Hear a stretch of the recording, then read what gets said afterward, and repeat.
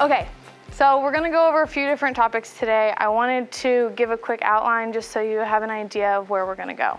So first, I wanna take a look at sap and syrup composition, because that really plays a part in your traditional confections that you're making and also the value-added confections. Then we'll look at some of the new products that have been developed. And if you don't have your 20C if you don't have your state kitchen license yet, we'll walk you through that process on how to do it. It's not bad, I promise. Okay, so a lot of this is probably already known, so I apologize for any kind of redundant information, but it is really important to cover just so we are all aware. So first, what's in sap? Well, we know it's mostly water, and we know that there's quite a bit of sugar in there. It can actually go up to 5%, although at least in New York, we're getting closer to about 2%. There are organic acids, there can be proteins or amino acids, different minerals, especially calcium is a huge mineral in maple syrup and maple sap, and then antioxidants, which is a big part of why we end up getting that darker color, in addition to having caramelization going on.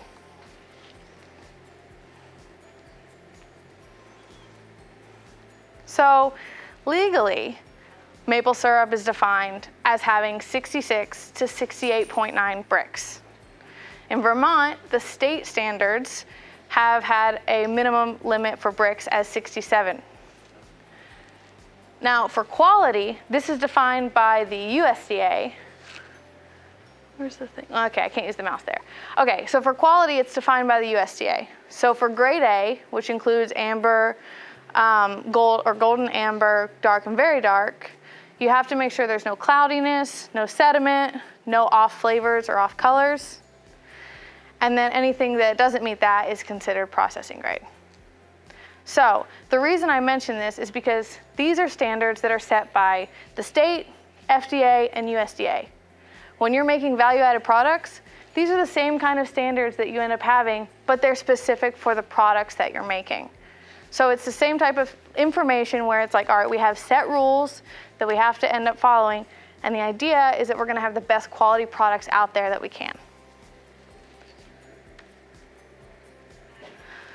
The other great thing about maple syrup is that it has a bunch of different flavors in there. So we're all pretty aware of golden and amber having these nice vanilla, delicate flavors, whereas the dark and very dark, you end up getting more of this caramelized flavor, and you can even get some fruity, floral, and milky flavors as well.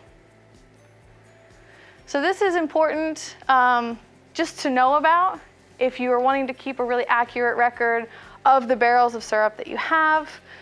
So if you're making confections so that you know, oh, well, maybe I'm making a caramel and I want to use a really milky flavored syrup. Well, then you can already have that information written down on your barrel by using this flavor wheel.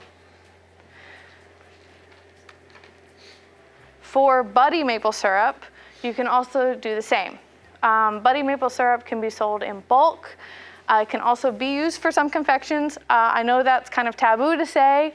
We don't want to use any or introduce any off flavors to any of our confections, but buddy can be used for things like fermentation products, if you're making a beer, a wine, or any type of brandy. So we developed a buddy maple flavor wheel, and it's just introducing all those off flavors that you can get, as well as some that actually aren't very off, like dark chocolate, milk chocolate, and mocha. Those are the biggest ones, I think, anyway. Oop. Okay, one last thing before we dive into the actual value-added confections. If you aren't already, I would recommend testing your invert sugars. So raise your hand if you are aware of what invert sugars are. Okay, a couple out there, all right. So we'll dive into that a little bit, but pretty much for invert sugars, when the sucrose comes out of the tree, when the syrup comes out of the tree, or sap, you have sucrose. Sucrose is called a disaccharide because it's two sugar molecules that are bound together. Invert sugars is just that sucrose splitting apart. And that matters because those invert sugars, they act completely differently in your confections. So when you're when you have your syrup, you want to make a confection, we recommend testing your invert sugars. And it's very easy to do. You need to have a glucose meter, and you need to have a scale and some water. And so you're going to add 10 grams of syrup and then 90 grams of water, mix it up, test it, and then we have our confections notebook, which is available online. If you're coming to tomorrow's talk, you'll actually get some of these scales. And you'll end up having what is the glucose meter reading, and then what is your invert level. And so that invert level, we talk about it a lot in confections, in all of the fact sheets that we release, in this notebook. We talk about invert sugars and what invert sugars are best for different confections, all the time.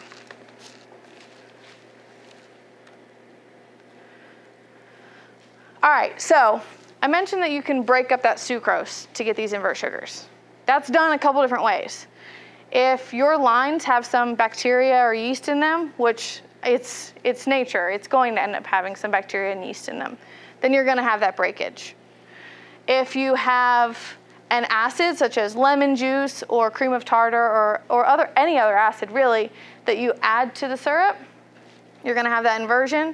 That's important for Vermont producers because invertase, which is the last way that you can invert syrup, is not allowed in the state of Vermont. In the state of New York, which is where I'm from, we do use invertase. It's our most common one to use. But there are other methods to invert your syrup. Okay, so why do we care so much about invert syrup? I know I'm going on and on about it. The reason is because if you look at these structures, this sucrose, it's beautiful. It can stack on top of each other, and they're just so stable. They're just these beautiful molecules. And it's the exact same thing as table sugar. But once you split it, you have all of these jagged edges on your invert sugars. Those jagged edges will hold moisture in them, and they'll also hold flavor in them. So it can be a benefit if you're making cream and you want to hold some of that moisture so your cream doesn't end up drying out. It's important that you have the right levels of invert sugars in there. Oh, the other thing I forgot to mention that is that these invert sugars, fructose and glucose, they are actually a little bit sweeter than sucrose. And that's just because the surface area is able to touch your tongue more quickly than the sucrose molecule is, because the sucrose molecule is just so kind of stacked on top of itself. Okay, so value-added products. So at Cornell, we've been working on value-added products, I think about 5 years, maybe a little bit longer. I've only been there for 2 years, so I'm still kind of newer in the game. But I have had some beverages that I've developed, but most of these beverages were developed before my time.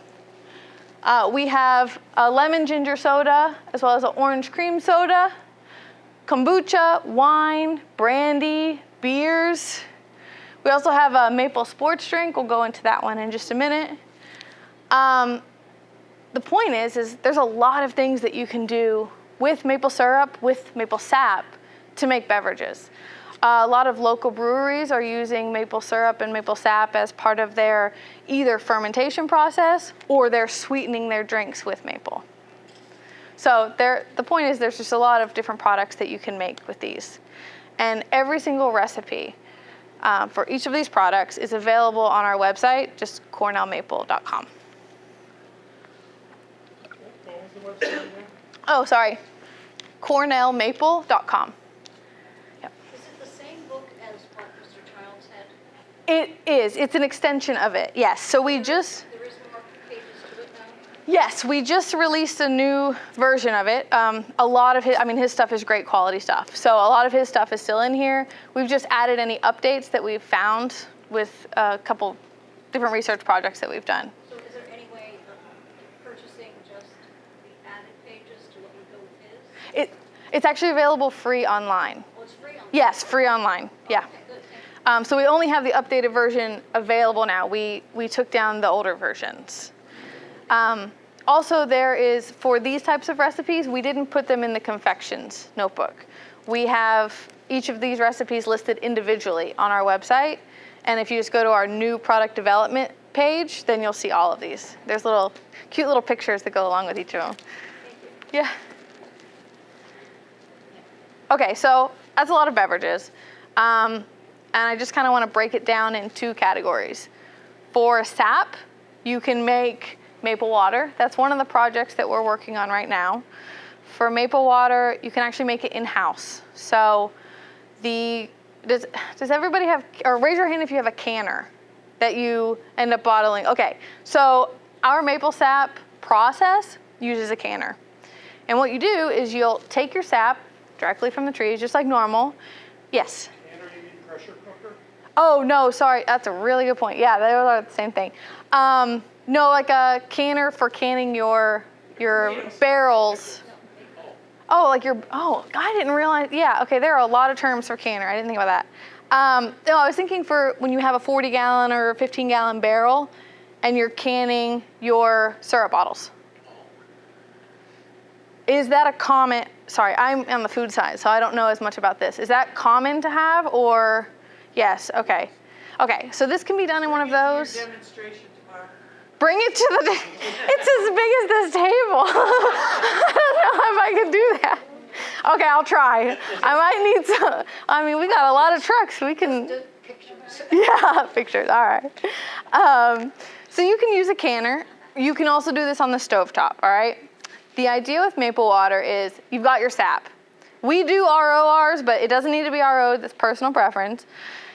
And then you decide, what kind of sugar do you want? Well, coconut's water is sold at 4% sugar, but sap usually comes in around 2-ish. So you can choose maybe somewhere between there.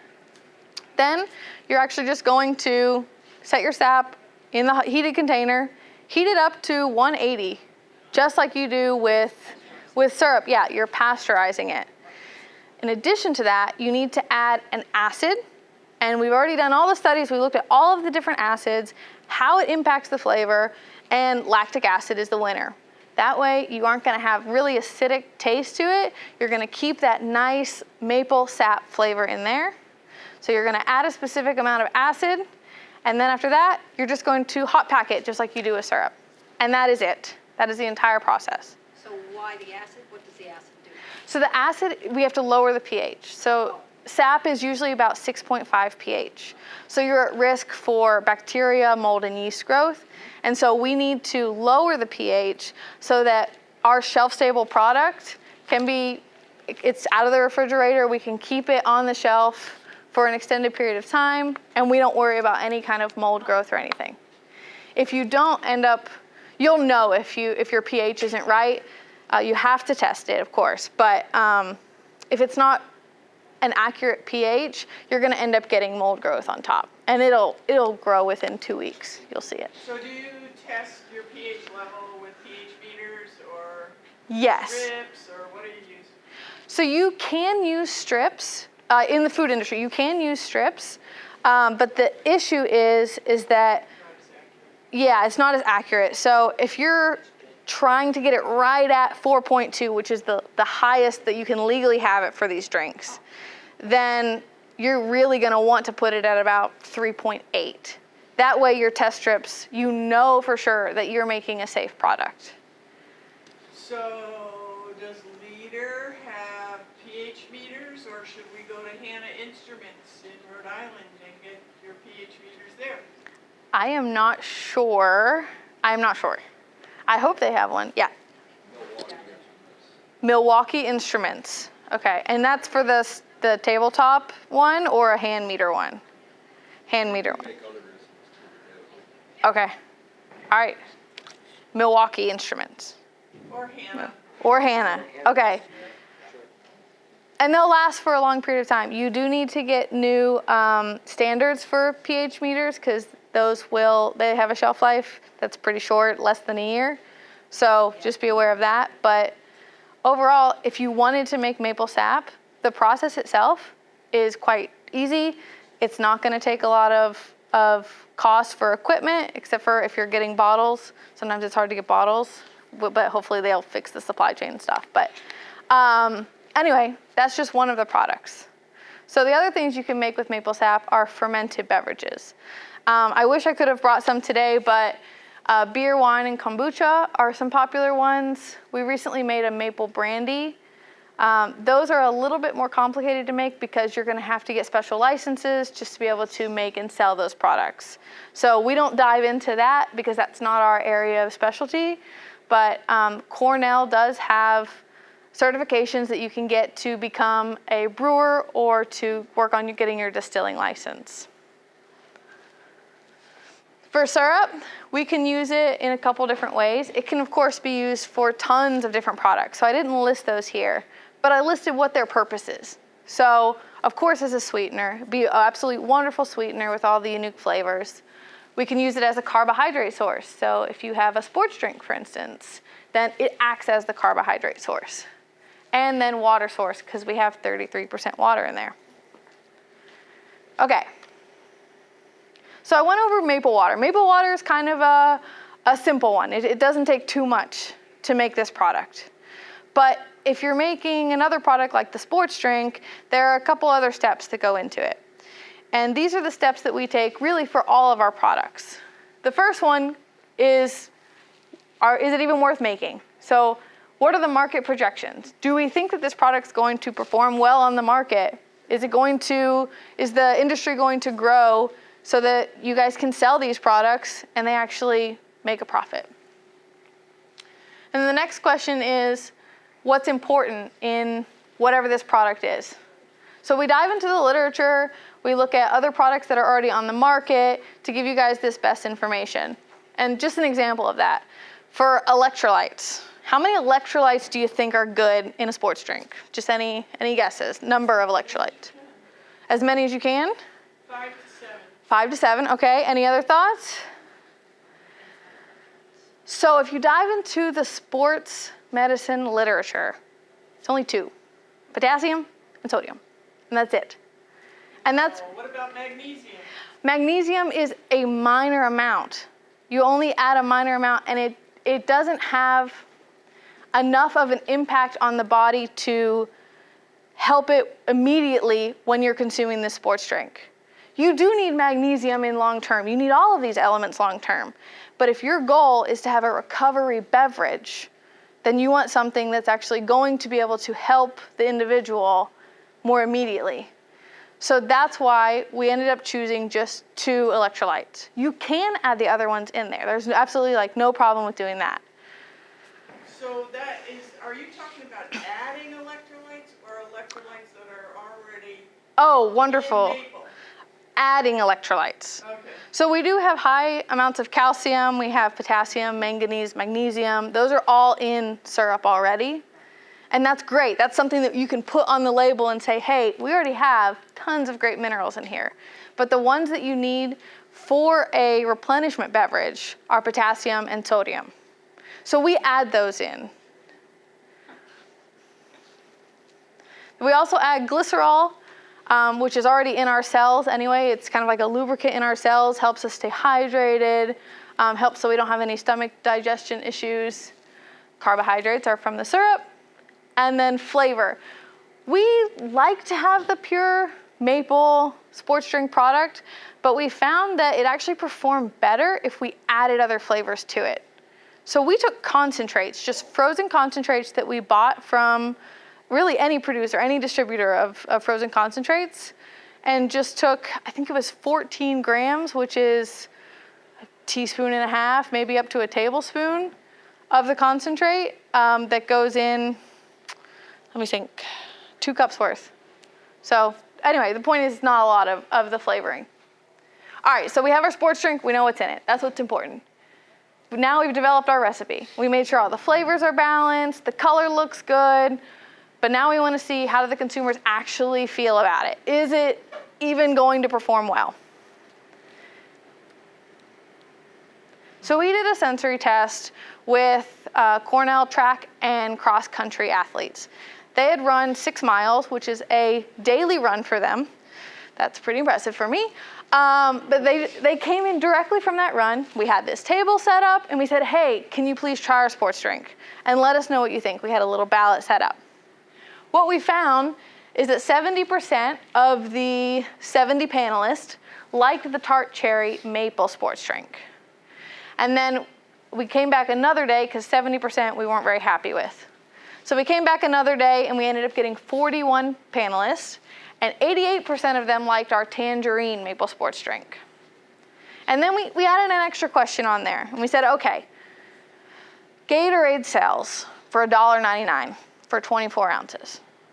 If we sold this product, how much would you be willing to pay for it? And we had little prices listed. Now, these are college students, so these numbers could be different for people who are outside of school and all of that.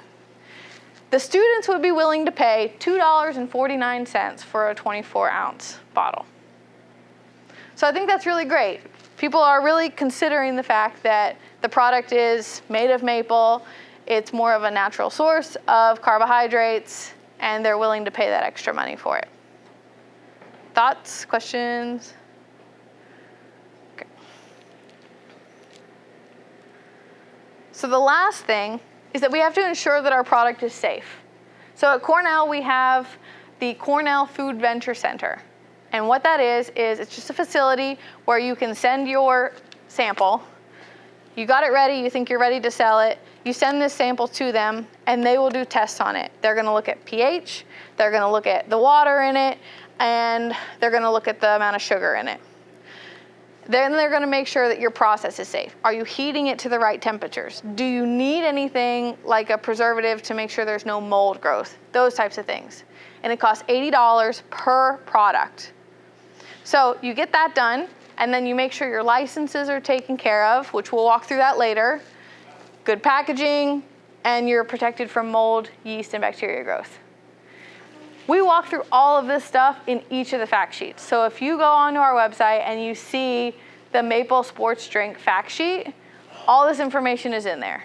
What kind of licenses you're gonna need, how well it's expected to perform in market, all of that.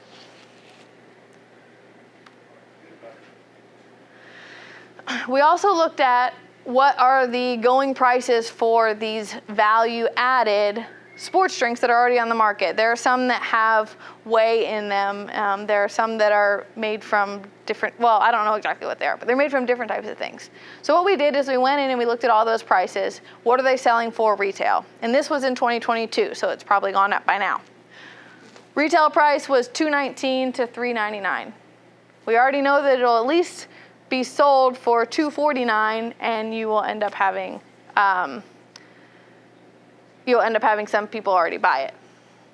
So that's the retail price. But how much does it cost to actually make?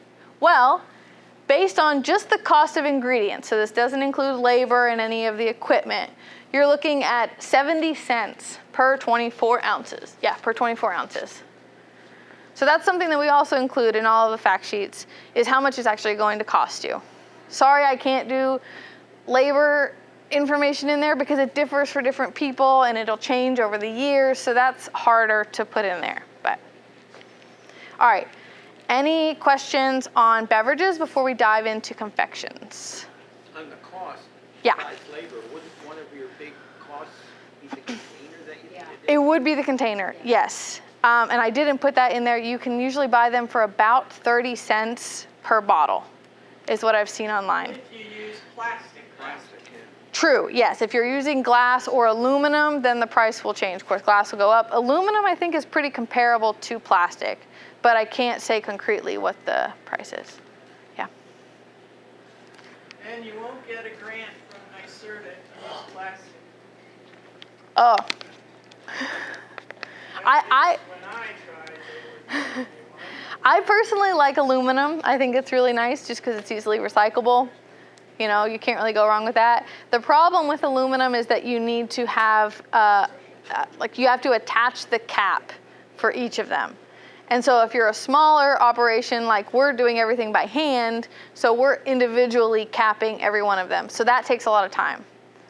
So that's kind of like pros and cons. Are you using the aluminum cans that have the little opening or the Oh, I regular didn't think beer of can those. type opening? We were using more of the beer can type ones for like sodas and whatnot. But yeah, you can definitely use the ones with the smaller like drinking spout. Those are more expensive though, so you have to weigh costs on. Yeah, that's the diffy on that. Okay, confections ready? Okay, so we've looked at quite a few different kinds of confections as well. We're looking at different sugars. I didn't bring it. Okay, I'll have it in tomorrow's session. It's an afternoon session tomorrow. But we have different sugars that are made with different invert levels, and we wanted to really look at the different flavors that you end up getting from those sugars. So I have some samples of those to show for tomorrow. We have been looking at buddy syrup. And like I said, it was mostly because of looking at those fermented products, but also, don't hate me because I know a lot of people don't like buddy. I know that, but it's a product that we have. It happens at the end of the season. If we have it, why not find a use for it? This is I know it says ice cream, but this was just developed by senior students in the food science department. And we were advising them on this product and helped them develop it. It is a maple hazelnut spread, similar to Nutella. This one, it's still a prototype, so the flavor is set. The texture, however, it is a little bit grainy. That is just because we're still working on the time that it needs to be ground. We don't have that defined yet. So I apologize for that, but as far as flavor goes, judge it. It is 25% buddy syrup. And we used the sulfur buddy syrup. So please taste it. Let us know what you think. I know that, buddy syrup is definitely a controversial syrup. So if you don't want to try it, don't try it. I understand, but it doesn't taste buddy. You don't taste it. And the reason you don't taste it is because those hazelnut flavors and the chocolate flavors will cover so much of it up. So you use chocolate in it as well? We use chocolate powder, yeah. Now, this same product can be made with grade A syrup. There's absolutely nothing wrong with making it with grade A syrup. And actually, we did use some grade A syrup in there. But the percentage is a little bit lower than for buddy, of the amount of buddy. So we are looking at buddy syrups for some confections. There are a lot of confections it doesn't work for. We have maple marshmallows, maple marshmallow cream. Buddy won't work in these because it's too delicate of a flavor. So that buddy, those off flavors will come through too much. So you can't use them for all products, but for some, if you happen to have any, that you just want to get rid of, there are ways to get rid of it.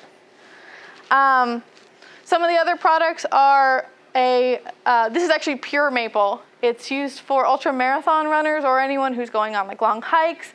It's like those gel packets, but it's just pure maple syrup. This one, I do have to say, we had issues with packaging. It's very difficult to package in-house. It's just very time-consuming, and it's hard to find a co-packer. So this one didn't move forward as well as we hoped it would, but that's information we want to share too, is like some of these products are hard to get on the market, and they're hard to make. But it is just pure syrup, so if you can find another way to package it that might be good, then please. Yeah, the interesting thing is syrup doesn't hit your digestive system as hard as some of the other gels do. So we had a ultramarathon runner actually only use these on one of his races. Now this was just one person, so we weren't able to do a good study. But what he was saying is that it didn't upset his stomach at all. He felt like it was a slow release because of the sucrose. So he was able to use it for his entire race and recommended it. So pretty cool. So if any of you are ultramarathon runners or just like to go on long hikes, take your syrup. Uses it for his 70-mile bike rides. Oh yeah, bikers, yeah. Okay, perfect then. Maybe he can help with packaging because we're having issues. He's a doctor. He has too much understanding. That's a gel? It's actually pure maple syrup. They're just called like sports gels. That's all, yeah. Yeah. So if you're running or biking, you can just drink it out of a jug? Just take your jug with you, yeah. Personally, I prefer the half gallon. They're nice to carry, but it's a preference. So we have a couple other products too. We're working on a maple chocolate, and so we have Right now we're looking at more of white chocolate just because we want to try and pull that maple flavor out. And right now we've got a delicate flavored maple white chocolate. It's hard to get a strong maple flavor in there because you have to use sugars. And so that's part of where this came from, is trying to make more intense flavored sugars, but that's quite difficult to do. We have ice cream, and then the favorite at the fairs, cotton candy. But cotton candy is still 25% maple and 75% white refined stuff. Yeah, I know it differs for different producers. I know some do 5 parts granulated or 5 parts white sugar, 1 part maple. We have 4 parts white sugar and 1 part maple in ours. And from what I've heard, it's mostly because the invert sugars that are stuck to our maple sugars end up having to like kind of clog up the machine whenever it's going. And also the flavor would be more intense if you use pure maple. So that isn't necessarily needed. So yes, there is, yeah. We found that by mixing it way ahead of time, Mm-hmm. the 5 to 1, and it enhanced the flavor by letting it sit. Oh, you let it sit? Oh, that's wonderful. Okay. So. Oh, that's really good to know. older sugar maker told us that had been making it, at fairs and stuff, and said let it sit, and it made a big difference. That makes sense. I guess those flavor molecules then are moving around in the sugar and incorporating more evenly. I love it. I love it. Okay, good to know. Mental note. Any other? Back to the bunny, what would attract people to buying a chocolate flavored bunny with maple syrup rather than just buying a chocolate bunny? Oh, that's a fair point. Well, I should preface.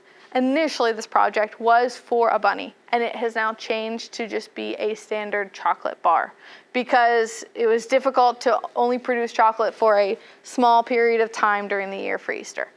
So, switch it to a chocolate bar. The reason that chocolates perform very well is they're actually the #1 seller in all confections in the United States. So that's why we wanted to get into that market. Yes, you would definitely need to have packaging that emphasizes that you have maple flavor in there. I personally love to buy chocolate with flavors, but it does depend on the consumer. So, yeah, I would recommend online sales though for it. If you did it, just because it'll help kind of get the chocolate out there a little bit more. I mean, one advantage I can see is that maple has trace elements in True, yeah. it. Does chocolate have trace?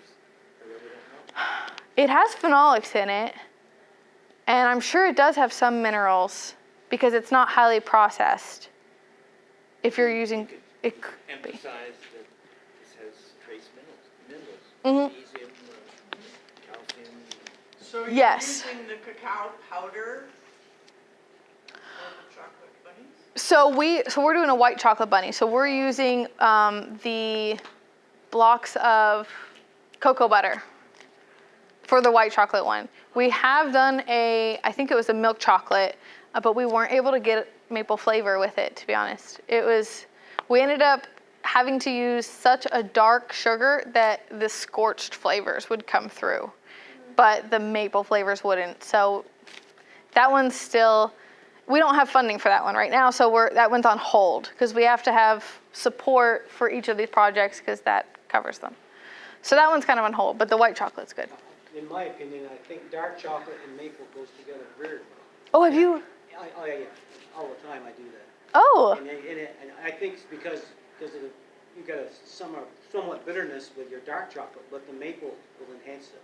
may I ask how you incorporate the maple? You're not making. Not making it. Oh. He just likes I to just put them like it. together when Yeah. he eats. Oh, I love that. Yeah, chocolate chips and yogurt, and then put some maple syrup on top of it. Oh my And then gosh. It works really well. I already put maple syrup in my yogurt. I'll have to try some chocolate in there too. That sounds really good. It really is good. So chocolate, yogurt, Maple. maple drops. Mm-hmm. Yeah. Or something like Don't give me more work. It's like, wait a second. That sounds really good too. That sounds good. There's a couple recipes that you can make, with like semi-sweet chocolate chips and maple, and you put them together, and it's pretty good. Do they Hoping. make powdered yogurt yet? They have powdered milk, like they have milk powder. Powdered yogurt though, yogurt has probiotics, so probably not. But I don't know for sure. I don't know. Here we are thinking out loud, distracting yours. Go ahead. I like the ideas. No, I love them. So I should preface this. A lot of our research projects come from talking to you guys because, what am I? Like if I'm just sitting here and I'm like, oh, I want to make this product. That doesn't help you guys. Like it helps if we know some of the marketing information, but a lot of our ideas come from you guys. So having feedback is like, it means the world. We have a candy maker. Yeah. That, buys our maple cream. We have to make it special for her because it has to be a lot harder. Oh. But it still has that creamy consistency. We just have to bring the temperature up higher. Yeah. To do that. But she does very well. She does a dark chocolate, a milk chocolate. In the and a cream? white chocolate. Which No, she cream machine do makes you the use to bonbons. make harder? To make it. Oh. To make it. Ooh, that. Do you use the big round thingy We with the have the- paddles, or do correct. you use a gear pump? No. Because the beer. I think.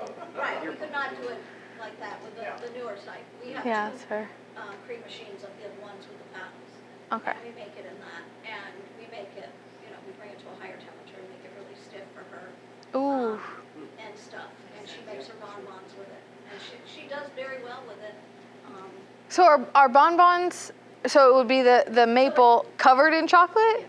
Is that right? Oh, that's. So it's like you would buy like a peanut butter cup with, but instead of the peanut butter, it's got maple in it, because she does. Gotcha. In her bonbons, that's what she calls them. Okay, and she does. Truffle kind of, but yet the truffle would be harder. So it's so it's just like a chocolate covered cherry. Yeah. Like those. It's kind of like that, but it's got the maple cream filling, and Yeah. she does other fillings too. Does she sell them online also, or like she's? She doesn't do them online. Oh, okay, in person. Yeah, Oh. she's still a little bit of a smaller scale, but yet when she does maple, it competes very easily with the other, if not better. Oh, good. Okay. Yeah. I- I mean, to me, I don't like eating chocolate with maple because the chocolate to me overpowers it. Especially when you take a maple cream that's not a really strong maple, it's more delicate, Yeah. But Yeah. she sells a lot of it. The robust maple cream is what she wants. To get those flavors. Yeah. That's one of it's. But yet making it, you don't make maple cream with the, because of the invert sugar with the darker syrup. If you have, so you Yeah, can. but- Yeah. But, Yeah. but it's, sometimes it gets grainier. I mean, you have to be really, or I find it does, especially when we're bringing it at such a high temperature for her. Do you check the invert level? Sorry, I don't mean to put you on. Well, if you check the invert levels, you can make cream with dark and very dark syrup. For very dark, you have higher minerals in there, so those can kind of impact the crystals that you want to form, but you can still make it with it. We usually use dark for ours. That's just our lab really likes the dark syrup, so that's kind of our go-to. And it doesn't turn grainy? No. You get that smooth texture to it? Yeah, we check the invert levels beforehand, and then we can make it. And we also, if you come to tomorrow's talk, I'll have handouts. I'll have handouts tomorrow. You get them online, right? You can get them online, but they'll have all the information on different temperatures depending on what the invert level is and that kind of stuff. But, any other thoughts, questions? All right, let's dive into confections a little bit. Are we okay on time? Yeah, we're okay. All right, so maple confections. The syrup, well, it's used mostly as a sweetener. It acts in the structure, just like with cream, you want those small crystals in there. So it acts as part of the structure that you're forming. It's because of those crystals. And then we have water and moisture content. So for syrup, it can be made into, of course, multiple confections. We have our traditional ones, cream, candy, and sugar. And then we have our new ones, some of which we've already mentioned, the sports gels, the cotton candy, ice cream, chocolate, and marshmallows. So I do have some confections for you to try today. We're gonna go over marshmallow cream, but we have a prototype of marshmallow cream. This one is made with an amber syrup and sugar. And this one's made with dark syrup and sugar. Tongue twister. These are also prototypes. I'm sorry I couldn't bring finished products. This one's a finished product. Is it granulated maple sugar or? Yes. Yeah, we use both of them here. So, well, I'll dive into this in just a second, but these are for tasters. So, when we wanted to develop this maple marshmallow cream or any of our products, we did the same thing as with the sports drink. We looked at the market projections. How well is it going to perform? Is it worth it? Then we looked at what is important in marshmallow cream. So for marshmallow cream, you actually need fully inverted syrup for this. Then we used maple sugar, egg whites, and then we had to have some stabilizers because you'll see it whenever you come and try it. The foam likes to collapse. It's not very stable. So at this point, these are 3 weeks old. So we've got a good stability for about 2 weeks on the shelf. And so if you're selling your products quickly, this recipe is good to go. But we want to make a product that's going to last for a couple months. And so in order to do that, we still have to work out some kinks. So stabilizers are one way to do that. We use cream of tartar or tartaric acid and xanthan gum. And we use very small amounts of these food additives, and we only add them if they are necessary for the product. So then we developed our recipe, looked at all the different characteristics of it, flavor, texture, appearance, and then we did sensory tests. So for our sensory test for the amber marshmallow cream, it was liked, they do their liking a little bit different than I do personally. They did like it moderately, like it very much, and like it extremely, and they added up all of these percentages of these three. Now, if the consumers, there were 72 people, if they didn't like it in one of these three categories, then it was considered a dislike. Overall, 59% of the consumers liked the amber marshmallow cream.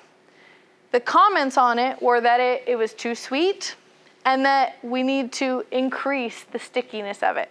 So that's part of what the work we're doing. You mean stickiness so it'll stick to your So muffin or what? sticky, well, like, yeah, like a marshmallow sandwich kind of thing. Yeah, more sticky, yeah. Oh, like a s'more. Like a s'more, yeah. So we're working on that. Now, oh, it didn't pop up. Dark marshmallow cream. Oh, sorry, I put these in here. We can reduce the sugars and then we can increase the moisture content. For dark marshmallow cream, it performed pretty well also. 58% of consumers liked the dark cream, either extremely, very much, or moderately. And the claim for them was that it was too much maple flavor. Now, I'm pretty sure none of you all would say that. Okay, I didn't think so. That's why we can't have you guys do the test, though. Like, I'm just saying. A little biased. But this is a fun fact, though. They also tested a commercial marshmallow cream. And the comments on it were, it's too sweet, it's too sticky, and it's too thick. So overall, our marshmallow cream is already performing better than the one that's on the market. But it's still not quite there yet, but we will get it there. So here's some of the looks of our marshmallow cream. You can see these small bubbles in the containers. That's a sign that the foam is starting to fall. Once we get this final prototype ready to go, we're going to look at getting our process approval, making sure we have our right licenses, packaging is already taken care of, and we have to probably protect it from mold growth, but we don't want to add anything for mold growth if we don't have to. So we're gonna wait until we get our process approval so that we know if we need to add anything for mold growth, and that would be potassium sorbate.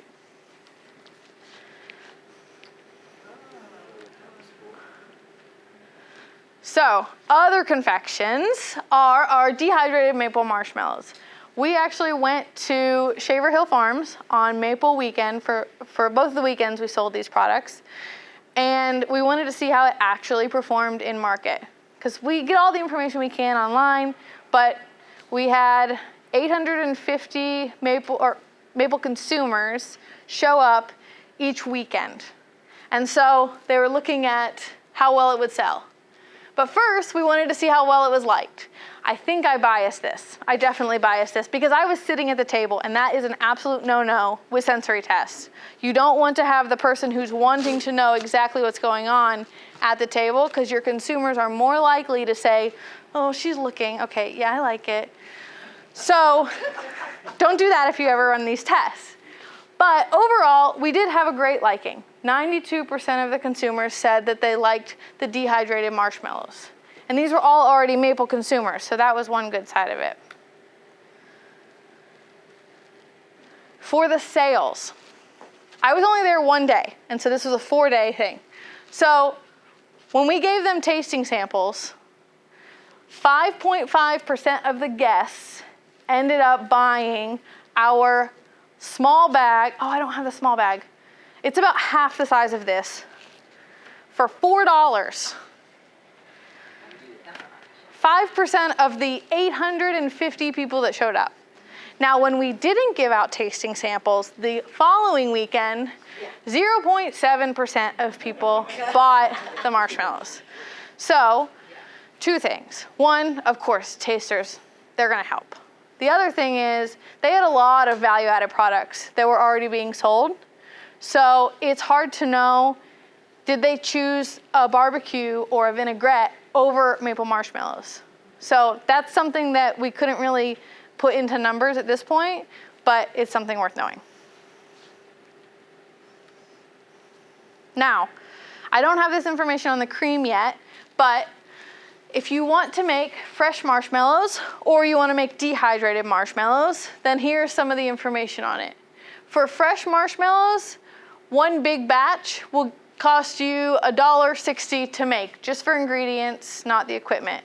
The equipment is a KitchenAid mixer and a stovetop. For the fresh maple marshmallows, if you look on Etsy and on Amazon, I didn't have the opportunity to go to storefront, but online, it's selling for $7.14 per 4 ounces. So 4 ounces is, oops. If you crammed this full of maple marshmallows, of fresh maple marshmallows, that's 4 ounces. So with that, oh, I'm sorry, it's $1.60 per 4 ounces. I thought it was per batch. So it costs $1.60 to make a cram pack of maple marshmallows in this package, and you can sell it for $7. So really great turnaround. Now for dehydrated marshmallows, you have 1 ounce, which is actually smaller. I'm so sorry, I didn't bring it with me. Let me go back a slide to show it. These packages are less than 1 ounce. These are 0.7 ounces. So it's half the size of that. That small package, oopsie, it's sold for $4, but the retail price is $1.19 up to $5, just based on what's already being sold out there. There are no maple marshmallows on the market at all. So this is a really good opportunity to be taken advantage of. Yeah. One is how are you cutting marshmallows? The other one is That's a hard one. how are you coating them? Because those, Yeah. what I've found is that that's the killer. Yeah. Is cutting them and getting them coated. Right now we cut them by hand. So we use a knife that has vegetable oil on both sides, and then we coat it in powdered maple sugar, and then we'll cut. It's tedious, and I usually get a blister on my hand whenever I do a big batches, so there's downsides to it. But there are also cutters that you can use. They are about $400 though. So we haven't made that investment. We're trying to see if we can, just to see how well it performs. But based on videos that I've seen of other marshmallow companies, it does actually seem pretty, like the best way. Wired cheese cutter. That is actually what these machines are, is a wired cheese cutter. That makes sense. So, Kitchen scissors yeah. works well. Oh, kitchen scissors. Okay, I like that. The wire, the only issue with it is that you need to have, the problem is the bottom of the marshmallows. They need to be able to be cut too, so you would almost need to have the marshmallows on some type of pan that you can go underneath when you're cutting with a cheesecloth. So if you have that little like crevice that you can push down enough. That's the problem we've had with those. But I like it.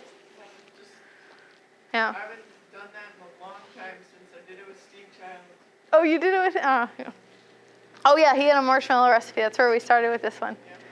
For our dehydrated marshmallows, those are also cut by hand, and they're much smaller. So you can use the wire cutting method, which is a lot more efficient, but the marshmallows do stick together, so that's kind of an issue. For the sugar, we actually will make powdered maple sugar, which is just taking your regular granulated maple sugar and blending it in a blender. If you have a melanger, which is used for chocolate, you can use that. I personally just use a blender, but you can also use a food processor. And the size on it, you don't have to have it at any specific size. If you wanted it at the legal definition of powdered sugar, then we can give you those numbers. We have those, but it takes more time to blend it up, is all. Okay. Okay, first question is, who has interest in now making value-added products, or before or during this talk? Do you guys want to? Yes, okay. That's great, because it's really important to know that. So if you're making traditional confections, you're already making these value-added products, and you're already making a good profit off of them. For a half pint of syrup that, according to the USDA, the average price was $6.36 in 2022. If you're using that, let me go ahead and do all of them. Then you're selling that same half pint for $8 or up to $13 if you're doing cream, up to $24 if you're doing candy. And if you want to sell your broken candy, there's someone doing that on Etsy. I think that's awesome. And they're selling it for $9.44. And it's selling. Go on Etsy and look. It's crazy. I love it though. And for sugar, you can sell it up for $12. So huge turnaround. If you're making traditional value-added products, those are wonderful. Keep doing them. If you want to look at other ones, we can help you with that too. So for considerations, I just have a few more minutes. Okay.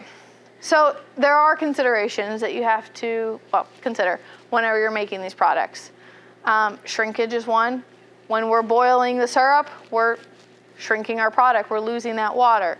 So that's something to consider. You need to think about labor. Packaging, we will tell you exactly what packaging you need, but purchasing the packaging, that's an added cost. Energy, the capital investment.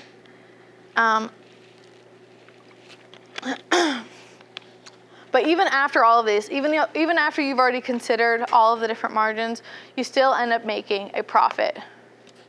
For the most part, you have to, of course, run the numbers and everything, make sure that everything is efficient.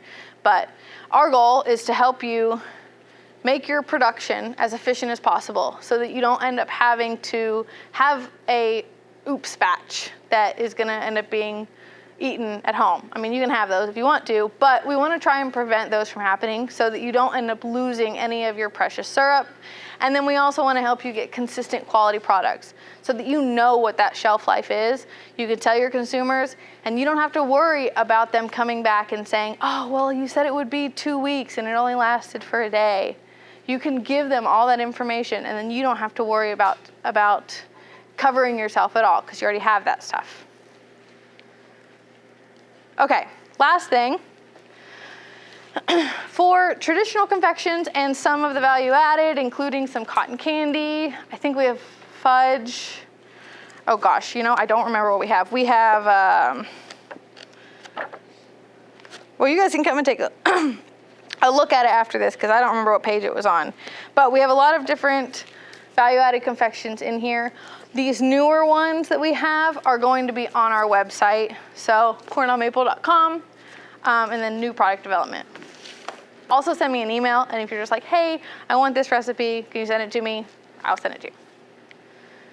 The last thing is we have a new article out on getting started with value-added products so that anyone who doesn't have their commercial kitchen, how they can actually go through that process.